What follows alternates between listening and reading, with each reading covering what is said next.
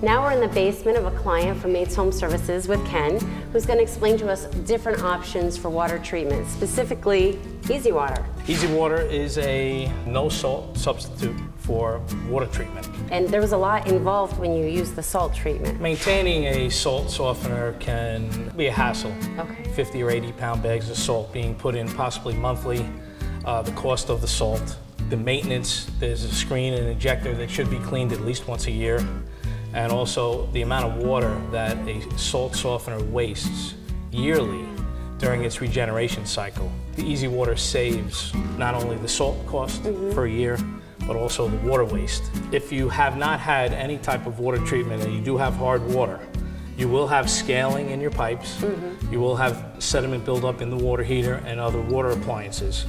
Easy Water is actually the only product that will get rid of those deposits over a period of time. What this system does is electronic frequency gets passed through the cable into the signal wire, which is wrapped around the copper pipe.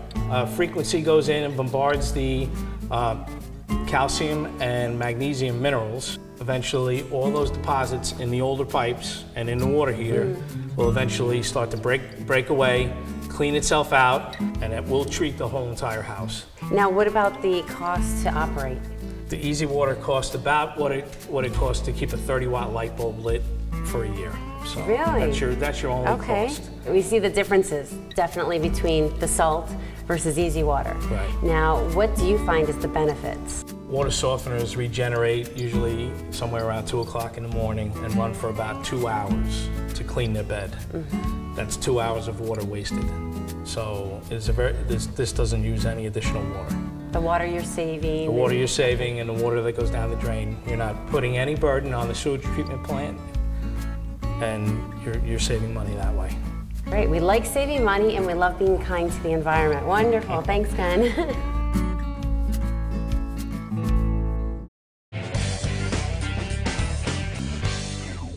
With us today is Ken, and he's going to discuss all the different water treatment options.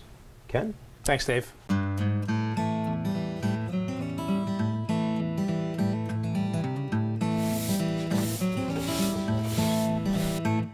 Most of us that live in the city have issues with chlorine taste and odor, and metallic taste in the water from the pipes. And what we normally recommend is a 20-inch activated carbon filter, which will get rid of all the chlorine taste and odor, and also any type of other taste that you might get from copper pipe or from other pipes. I see. And what does the carbon do in relation to, you mentioned chlorine. Is it? Well, it absorbs.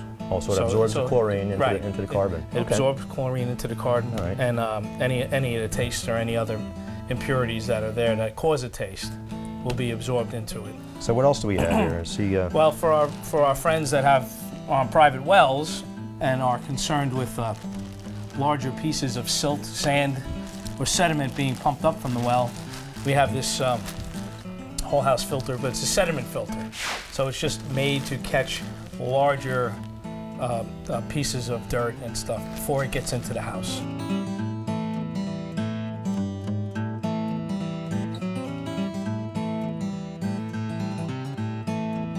So you're talking about hardness as well as chlorine in municipal water systems, yes, potentially. And is there another device that would take care of that then? Well, everybody's heard of a water softener, or most people have. And the easiest thing to do when you have hard water being delivered to the house by the municipality is to soften it. What a water softener does is it takes the magnesium and calcium that's already in the water, and it removes it through an ion exchange.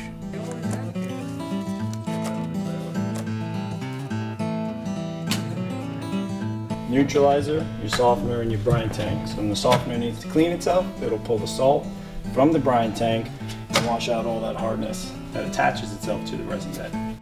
So once this has captured all the calcium and magnesium minerals that it can handle, it'll draw brine. There's salt in here mixed with water, which makes the brine, and it'll rinse the whole bed out.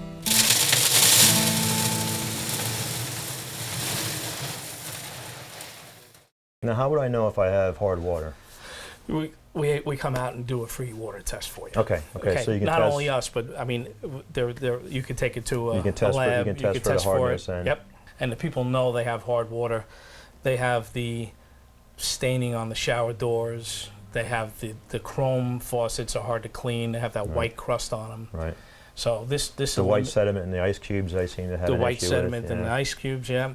So it's detrimental to that as well as your plumbing system is what I'm hearing. Absolutely. And the Okay. appliances, it's very hard on the appliances. Well, there you have it, Ken. Thanks a lot. And now go out and get your water tested. And, that way you know what you're drinking. Now for our special segment, Mate's Green Tip of the Day. Hi, I'm Ken with the Mate's Green Tip of the Day. Maintaining your water softener. The first thing you want to make sure is you never run out of salt. The brine tank here must always have salt in it, or else the softener will fill up with calcium and magnesium and obviously not soften the water. So you want to make sure you have salt in your brine tank at all times. Never let the tank run dry. The other thing is, inside of these heads, whether you have the new style or the older style heads, there is maintenance to be done on them, okay? When we do our check for our customers, we do a maintenance which requires, specialty wrench, okay? And we take the screen apart. The screen here gets filled with some pieces of sediment and stuff, and can cause blockage in the head itself. Now there's paddles in here which the screen protects, so maintaining the screen is very important. That also screen protects the injector, and the injector is what pulls the brine out of the brine tank, and the injector is in this port here. So you would take this port out, needle nose pliers, pull the injector out, clean it, grease it back up, put it back in, and that would help maintain your softener. We recommend you do it every 6 months, and you also check your salt level once a month, depending on how much salt you're using. You also want to make sure that your current time of day is correct, so that when these older style softeners regenerate, they're supposed to regenerate at 2 o'clock in the morning. But if the clock is wrong and it's not showing the current time of day, it might regenerate in the middle of the day when you're using water and not late at night when you're not. And that's our green tip for the day.